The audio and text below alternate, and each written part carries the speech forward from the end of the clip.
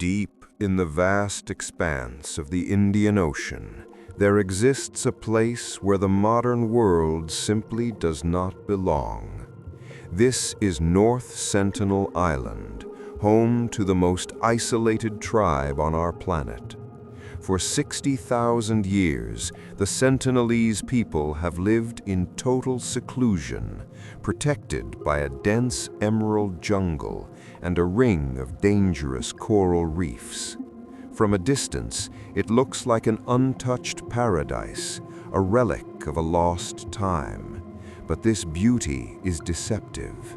The island is one of the few remaining black spots on the map, a forbidden zone where any outsider who dares to approach is met with a hail of arrows and a clear message: stay away. The Indian government has established a strict 3-mile exclusion zone around the island, enforced by naval patrols. This is a rare act of global protection.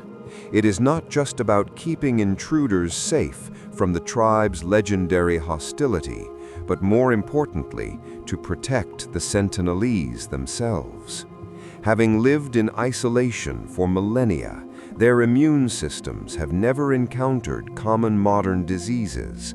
To them, a simple flu or a cold could be a silent assassin, capable of wiping out their entire civilization in days. They are a fragile link to humanity's ancient past, and they are determined to keep that link unbroken. Despite the warnings, the island's mystery has drawn many to its shores, often with tragic results. In 2018, a young American adventurer attempted to land on the beach, driven by a personal mission to contact the tribe. He never returned. Aerial footage and satellite images occasionally capture glimpses of the island's guardians, warriors standing on the white sand, bows drawn, eyes fixed on the horizon. They do not want our technology, they do not want our medicine, and they certainly do not want our company. They are the ultimate keepers of their own destiny.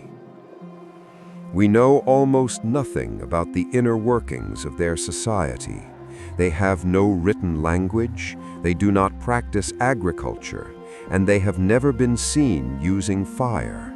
They survive as hunter-gatherers, just as their ancestors did during the Stone Age. They are a living mystery, a group of humans who have successfully rejected the entire progress of the outside world. North Sentinel Island remains a haunting reminder that in an age of total connectivity, there are still places that belong to the shadows. As we look toward the future, the Sentinelese remain a constant, frozen in time.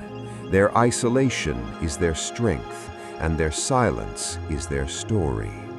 The island serves as a profound boundary between what we know and what we are forbidden to understand. It is a place where nature and a fierce human will have combined to create a sanctuary of secrecy.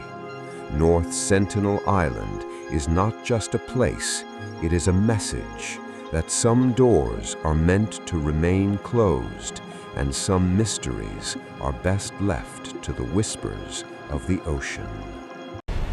Next one. Off the coast of Brazil, hidden beneath the shimmering waves of the Atlantic Ocean, lies a small island that looks like a tropical dream. But for those who know its name, it is a living nightmare. It is Ilha da Queimada Grande, more commonly known as Snake Island. It is a place so deadly that the Brazilian government has strictly forbidden any human from setting foot on its shores. This is not to protect the island's beauty, but to ensure that no one suffers a gruesome and agonizing death. You see, Snake Island is home to thousands of Golden Lancehead vipers, one of the most venomous snakes on the planet. These snakes are found nowhere else on Earth. They are a unique evolutionary anomaly, trapped on this island when rising sea levels cut it off from the mainland thousands of years ago. With no ground predators to hunt them, the snakes multiplied rapidly. Today, experts estimate that there is one snake for every square meter of land. In some parts of the island, you are never more than a few feet away from a silent, golden killer waiting in the trees or hidden in the tall grass. The venom of the Golden Lancehead is unlike anything else. It is a potent hemotoxin that literally melts human flesh on contact. A single bite can cause internal bleeding, organ failure, and brain hemorrhaging. Because their primary prey are birds that land on the island to rest, the snake's venom evolved to be incredibly fast-acting. It has to be. If the bird flies away after being bitten, the snake loses its meal. So the venom strikes like a lightning bolt, paralyzing and killing within minutes. For a human, there is no hope of survival without immediate medical attention, which is impossible to find in the middle of the ocean. Local legends are filled with dark stories of those who dared to ignore the warnings. One famous tale tells of a lighthouse keeper and his family who lived on the island in the early 1900s. According to the story, snakes entered their home through the windows at night. In a desperate attempt to escape to their boat, the family was bitten repeatedly as they ran through the dark forest. Their bodies were later found by a naval patrol, cold and lifeless, claimed by the island's true masters. Today, the lighthouse is automated, and the only humans allowed to visit are scientists with special permits and professional medical teams on standby. But the mystery of Snake Island goes even deeper. Some believe that the snakes were placed there by ancient pirates to protect a massive hoard of stolen Inca gold. While this remains a myth, it adds to the haunting aura of the Forbidden Isle. The island remains a silent, green fortress, guarded by thousands of flickering tongues and cold, unblinking eyes. It is a stark reminder that nature can create a prison more effective than any man-made wall. As the sun sets over the Atlantic, Snake Island fades into the mist, a beautiful but lethal enigma. It is a place where humans are no longer at the top of the food chain, a territory where the rules of the modern world do not apply.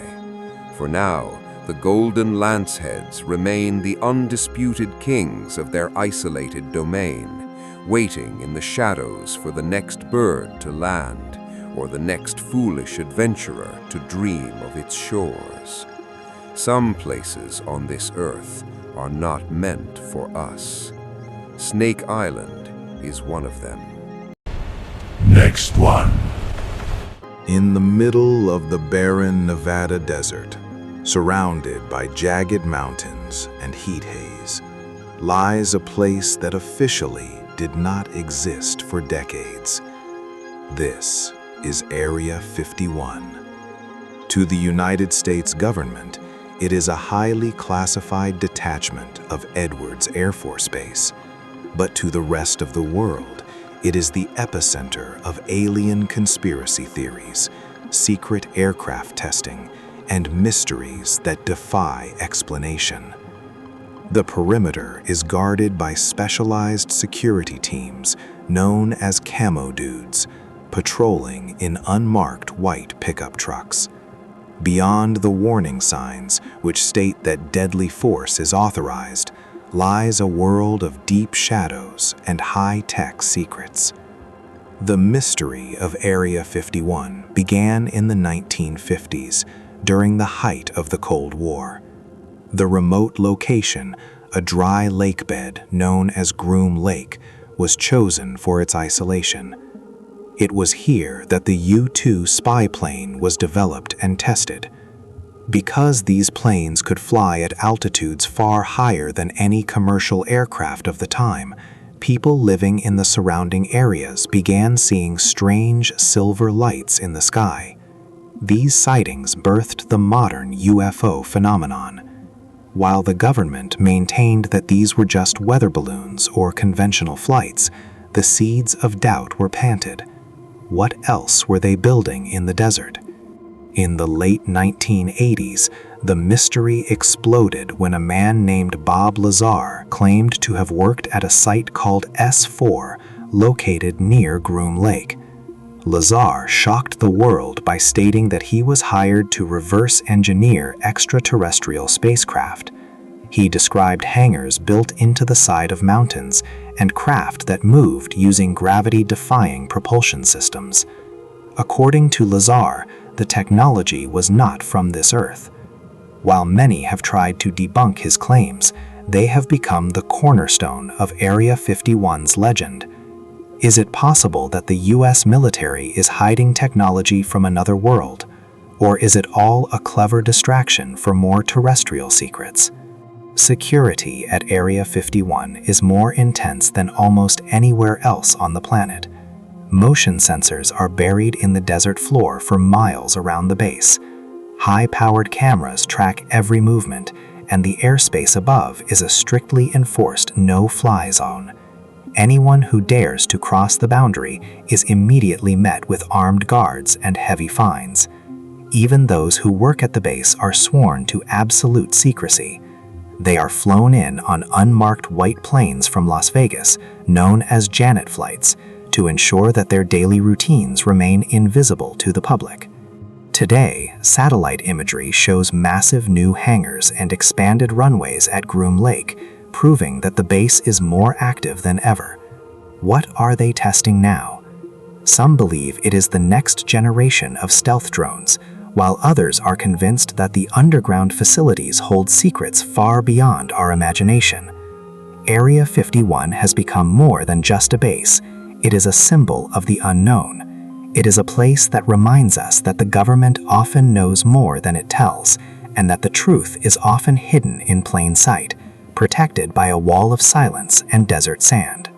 As long as the gates remain locked and the cameras keep watch, Area 51 will continue to haunt our collective imagination. It is a testament to our fascination with the secrets of the sky and the depths of human ingenuity. Whether it holds aliens or advanced military hardware, one thing is certain: the secrets of Groom Lake are not meant for us to know. The desert keeps its silence, and the base remains a dark, impenetrable fortress on the map of the American West. Some archives are meant to stay classified, and Area 51 is perhaps the most eerie archive of them all.